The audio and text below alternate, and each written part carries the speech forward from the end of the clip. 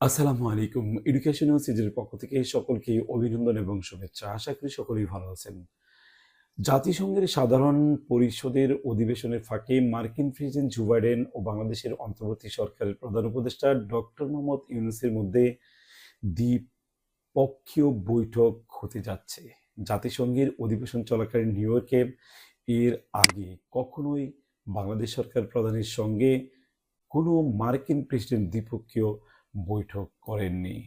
বিস্তারিত জানতে ভিডিওটি শুরু থেকে শেষ পর্যন্ত সাথে থাকুন। আর আপনি যদি আমার এই চ্যানেলে নতুন হয়ে থাকুন তাহলে আপনাকে অনুরোধ করব চ্যানেলটিকে সাবস্ক্রাইব করে রাখার জন্য। আর ইতিমধ্যেই যারা চ্যানেলটিকে সাবস্ক্রাইব করেছেন তাদেরকে অসংখ্য ধন্যবাদ। যে কোনো ভিডিও পেতে, গুরুত্বপূর্ণ তথ্য পেতে আমাদের চ্যানেলটিকে সাবস্ক্রাইব করে রাখুন। আর যারা করেছেন তাদেরকে অসংখ্য ধন্যবাদ। চলুন বিস্তারিত জানা যাক। কালবেলা পত্রিকায় প্রকাশিত মার্কিন প্রেসিডেন্ট জো বাইডেন এবং অন্তর্বর্তী সরকারের যে দ্বিপক্ষীয় বৈঠক, এমনকি গত ৩ দশকেও বাংলাদেশের কোনো রাষ্ট্র বা রাষ্ট্রপ্রধানের সঙ্গে, সরকার প্রধানের সঙ্গে এমন বৈঠক হয়নি। সব কিছু ঠিকঠাক থাকলে নিউ ইয়র্কের স্থানীয় সময় আগামীকাল মঙ্গলবার দুপুরে জাতিসংঘের সদর দপ্তরে এই বৈঠক অনুষ্ঠিত হবে বলে কূটনৈতিক সূত্রে জানা গেছে।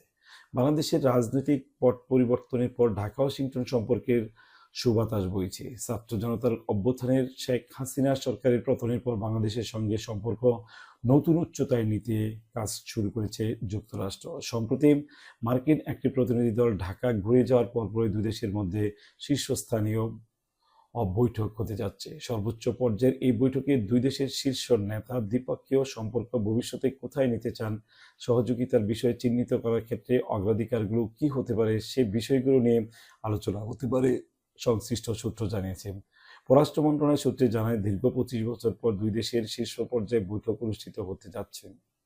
এর আগে 2000 সালে ঢাকা সফরে এসেছিলেন মার্কিন তৎকালীন প্রেসিডেন্ট বিল ক্লিন্টন। সে সময় দুই দেশের শীর্ষ পর্যায়ের দ্বিপক্ষীয় বৈঠক হয়েছিল। সে সময় ক্লিন্টনের ঢাকা সফরের পেছনে অন্যতম প্রভাবক হিসেবে কাজ করেছিলেন ডক্টর ইউনূস। মার্কিন প্রেসিডেন্ট সাধারণত স্বল্প সময়ের জন্য জাতিসংঘের সাধারণ পরিষদে যোগ দিতে নিউ ইয়র্ক যান এবং কোনো দ্বিপক্ষীয় বৈঠক করেন না। সেখানে ইউনূসের সঙ্গে তার দেখা হওয়ার বিষয়টি অত্যন্ত তাৎপর্য ও সম্মানের।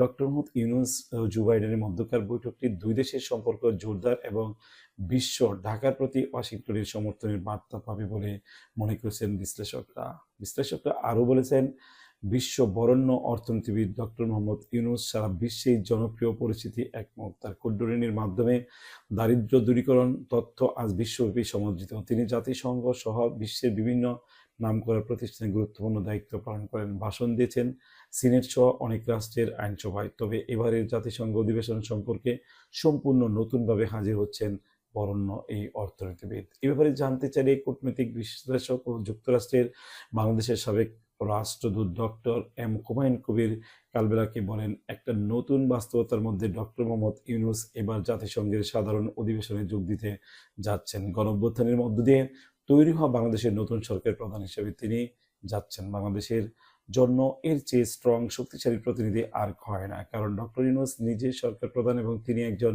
বিশ্ববরেণ্য অর্থনীতিবিদ।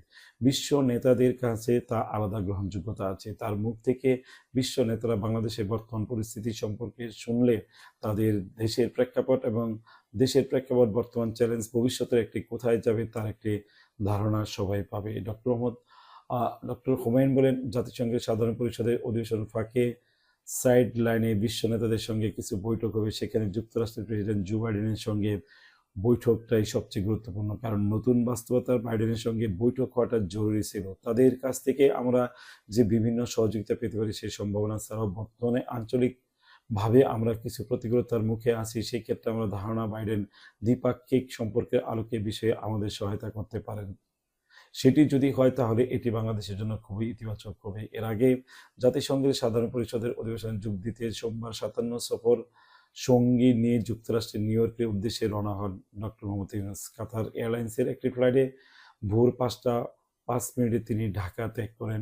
27 সেপ্টেম্বর প্রধান উপদেষ্টা জাতিসংঘের সাধারণ পরিষদের সাধারণ বিতর্ক পর্বে বক্তব্য রাখবেন। তার বক্তব্যে জনভিত্তিক, কল্যাণমুখী ও জনস্বার্থে নিবেদিত একটি রাষ্ট্র ব্যবস্থা গড়ে তোলার জন্য দৃঢ় প্রত্যয় বিশ্ব দরবারে তুলে ধরবেন বলে জানা গেছে। ভিডিওটি যদি ভালো লেগে থাকে অবশ্যই একটি লাইক, কমেন্টস এবং শেয়ার করবেন। আবারও দেখা হবে আপনাদের সাথে এই ধরনের ভিডিও নিয়ে। সে পর্যন্ত ভালো থাকুন। আল্লাহ হাফেজ।